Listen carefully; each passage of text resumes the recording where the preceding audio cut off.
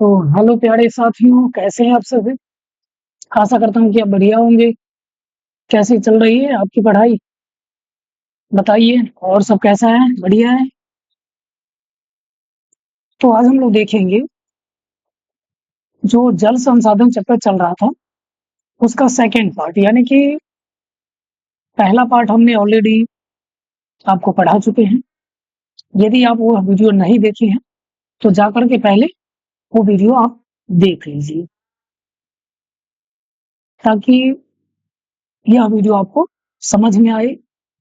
और आज आपको बता दें कि ये वीडियो कोई खास लंबा नहीं होगा, उस दिन की अपेक्षा छोटा ही होगा, क्योंकि इसमें कुछ ही पॉइंट है जो कि बच गया था, उसको आज हम लोग देखेंगे। तो चले फिर स्टार्ट करें। बताइए।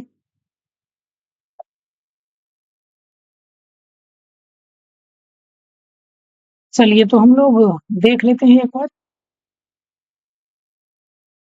हाँ, तो यहाँ तक हम लोग कवर कर लिए थे जल संरक्षण तक।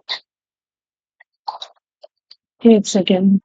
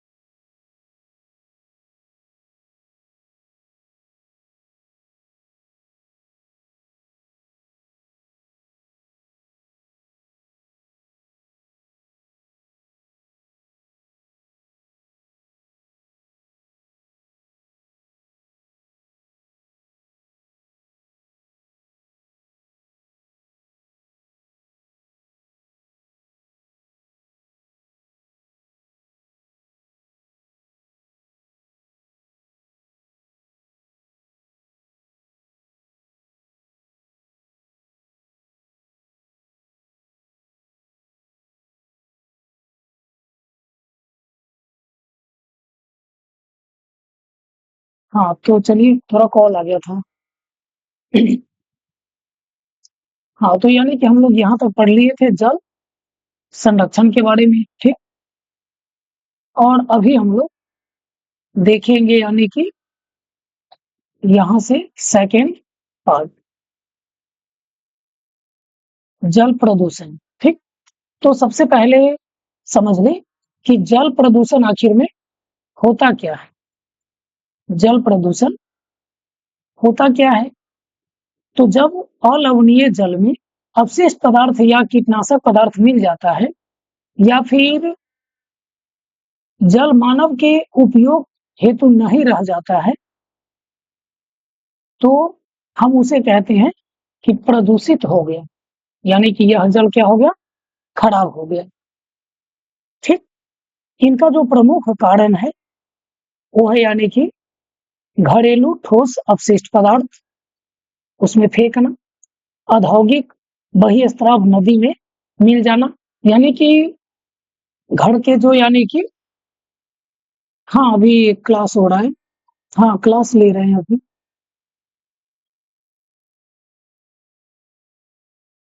तो यानी कि बहिस्त्राव, यानी कि जो औद्योगिक, जो फैक्ट्री वगैरह होता है ना, और उससे जो कचरा सब निकलता है, ठीक। तो उस सब के सब नदी में प्रवाह कर देते हैं, और यही जो होता है सब पानी को क्या कर देता है? गंदा कर देता है, यानी कि प्रदूषित कर देता है। या फिर हम लोग जैसे कि घर के साफ सफाई करते हैं, या घर के जो अपशिष्ट पदार्थ हुआ, जो यानी कि खाना बनाने के बाद वो सब जो होता है ना, तो उनको भी ले जाकर के हम लोग नदी वगैरह में फेंक देते हैं। तो इससे भी क्या होता है? जल प्रदूषित होता है, ठीक। तो जल प्रदूषण समझ में आ गया होगा। अब भारत में जल प्रदूषण जो है एक बहुत बड़ी समस्या है। जैसे गंगा नदी का पानी प्रदूषित हो रहा है, यमुना नदी उतना ही गंदा है।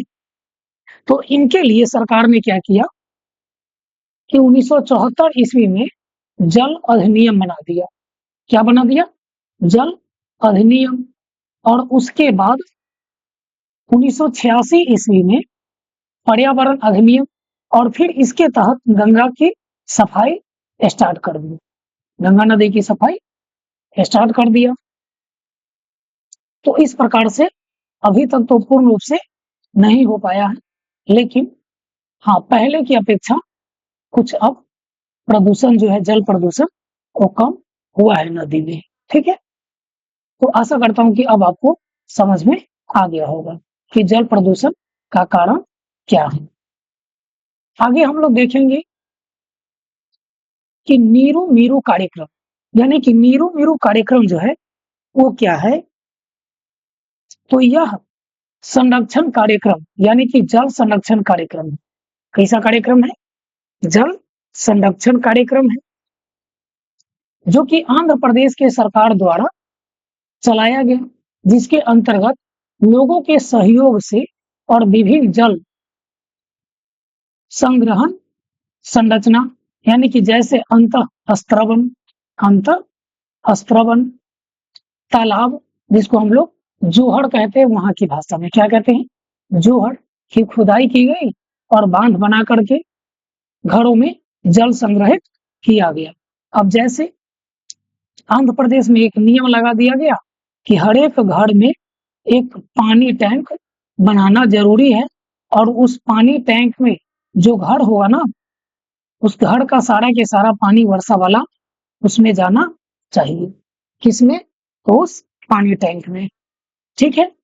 तो अब आपको समझ में आ गया होगा कि आखिर में कि यह जो है नीरू मीरू कार्यक्रम क्या है। बताइए यदि समझ में आ गया तो। आ गया समझ में?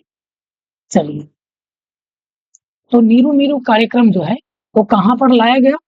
तो आंध्र प्रदेश में, आंध्र प्रदेश के सरकार के द्वारा। इसमें होता क्या है? इसमें होता क्या है?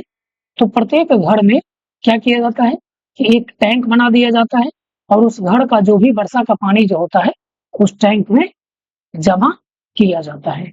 ठीक? या फिर बांध बना करके और पानी को क्या किया जाता है? जमा किया जाता है और उसका फिर उपयोग किया जाता है। तो समझ में आ गया होगा। उसी प्रकार से राजस्थान में जो लोग रहते हैं वो वर्षा जल को क्या करते हैं? संग्रहित करते हैं। वर्षा जल को क्या करते हैं? संग्रहित करते हैं। जैसे घर बना लिए, ठीक, और टैंक रख लिए नीचे में, और सब के सब जो भी घर के छत से या फिर किसी चीज से पानी जो गिरा तो उसको एक पाइप के सहारे यानी कि टैंक में लाते हैं, और फिर इस टैंक का जो पानी होता है उसको या तो फिर उसमें छिड़कने में या फिर और सारा काम करने में लिया जाता है। यह प्रक्रिया जो है शहर में काफी तेजी से चल रही है, क्योंकि शहर में खास करके पानी की कमी होती है, लोग पानी लाते हैं। ठीक? तो यह प्रक्रिया शहर में ज्यादा चलती है। हाँ, यानी कि टंकी रख लिए और उसमें वर्षा का जल संग्रहित करके और उसी से अपना कपड़ा वगैरह हो गया या फिर जो बर्तन वगैरह हो गया, तो वो सब यानी कि धोते रहते हैं, सब के सब धो देते हैं उसी से। चलिए, यानी कि तो यह कहाँ पे होता है वर्षा जल संग्रहित? तो राजस्थान। कहाँ पर होता है? राजस्थान में। महाराष्ट्र में एक जगह है अहमदनगर। क्या है? अहमदनगर। वहां पर एक छोटा सा गांव है जिसका नाम है रालेगन सिद्धि। क्या नाम है? रालेगन सिद्धि है। उसने क्या किया कि सारे के सारे गांव वासियों ने, ठीक, यानी कि वहां पर एक सेना था जो रिटायर होके आए ना, तो पूरे गांव को लोगों को एकत्रित करके और सबको पर्यावरण बचाने के लिए कहने लगे, पर्यावरण बचाने के लिए कहने लगे। और एक नवयुवक जो संघ होता है ना, जिसको तरुण संघ बोलते हैं, तो वह एक युवा द्वारा गठित किए, और उसके बाद यानी कि हर एक आदमी को वह कहे कि आप लोग क्या कीजिए कि जल को बचाइए। क्या कीजिए? जल को बचाइए। अब जल बचेगा कैसे? तो इन्होंने बताया कि आप लोग क्या कीजिए कि जल संभर कीजिए, यानी कि जल को एकत्रित कीजिए। जैसे वर्षा जल जो हो गया, उनको ही क्या कीजिए, एकत्रित कीजिए। तो इस प्रकार से यानी कि जल संग्रहित होगा। ये कब की बात है?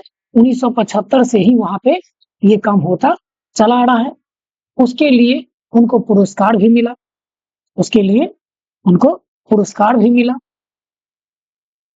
तो आपसे क्वेश्चन पूछेगा कि बताइए कि रालेगन सीधी जो है क्यों प्रसिद्ध है? तो जल संभर के लिए। क्यों प्रसिद्ध है? जल संभर के लिए है। चलिए यहां तक क्लियर है।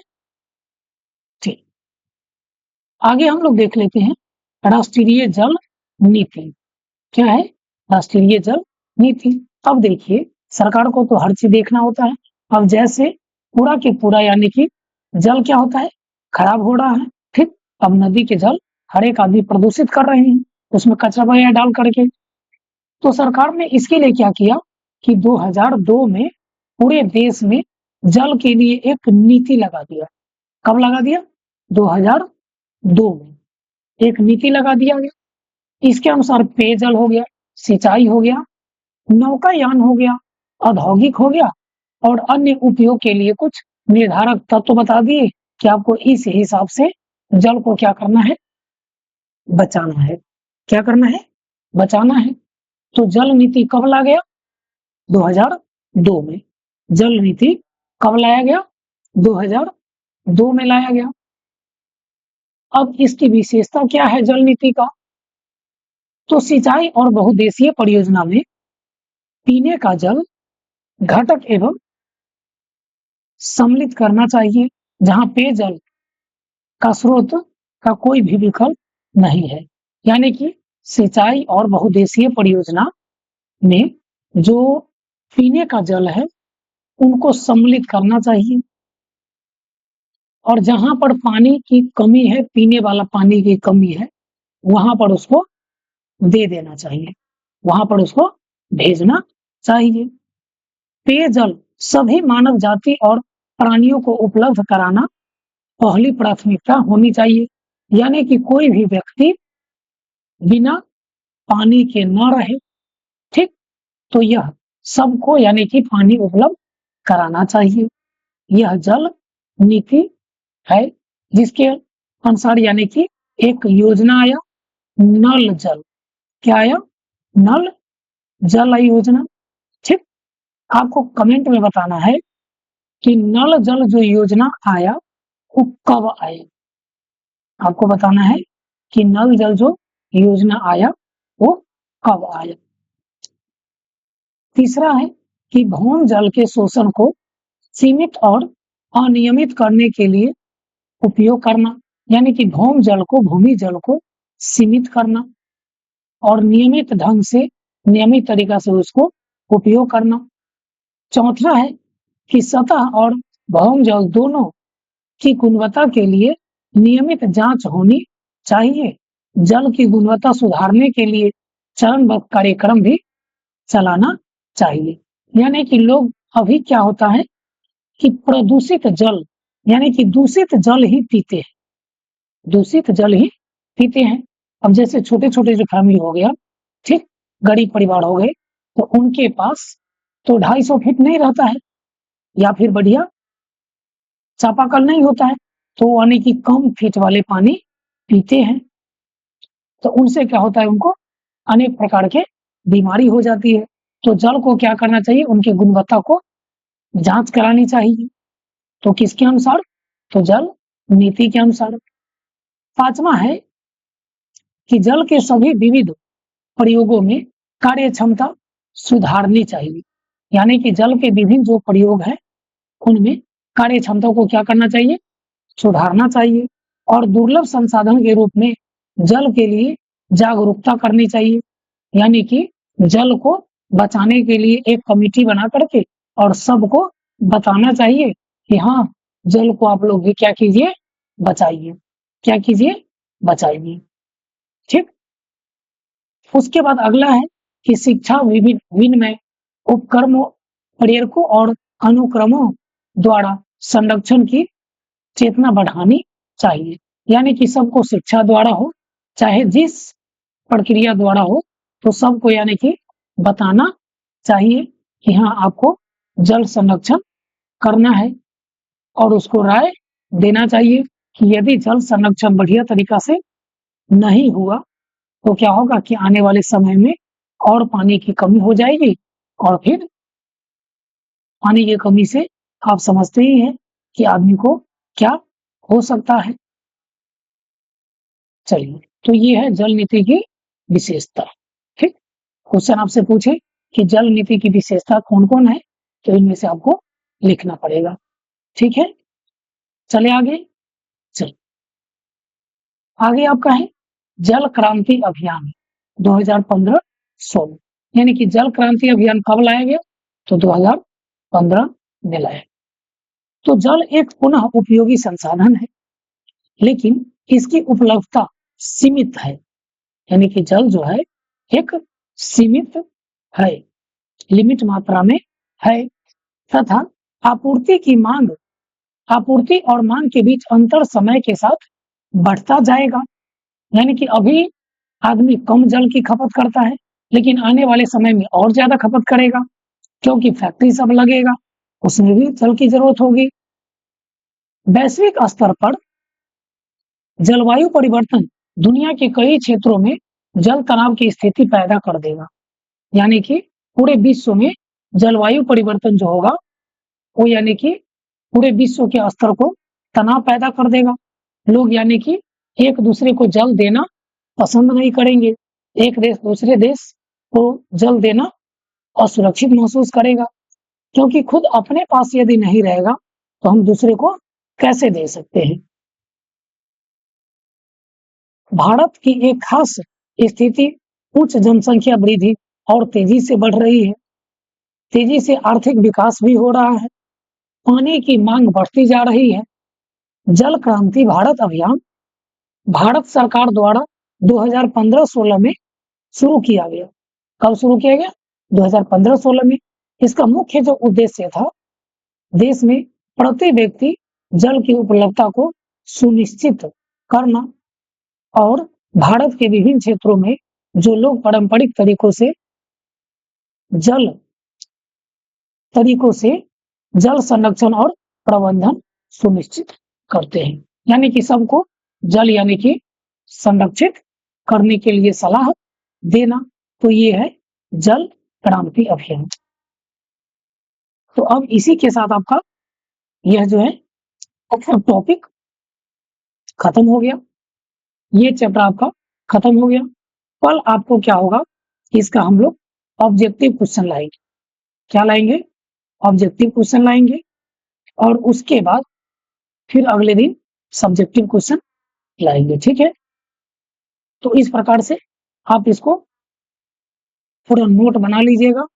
हाँ, यानी कि आपको पीडीएफ के लिए इस नंबर पे व्हाट्सएप मैसेज कर देना है, यानी कि 9507548448 इस नंबर पे, यानी कि हाय लिख करके, और उसके बाद लिख दीजिएगा पीडीएफ।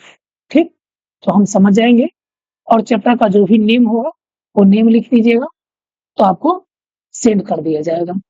ठीक है, तो चलिए रहने देते हैं। बाकी कोई डाउट हो तो आप कमेंट बॉक्स में कमेंट कर सकते हैं, वो कमेंट आपके लिए खाली पड़ा हुआ है। कोई भी डाउट हो तो आप बिना हिचक के पूछ सकते हैं। तो चलिए फिर आप अपना ध्यान रखिएगा, मिलेंगे अगले क्लास में। तब तक के लिए जय हिंद, take care, bye, love you all.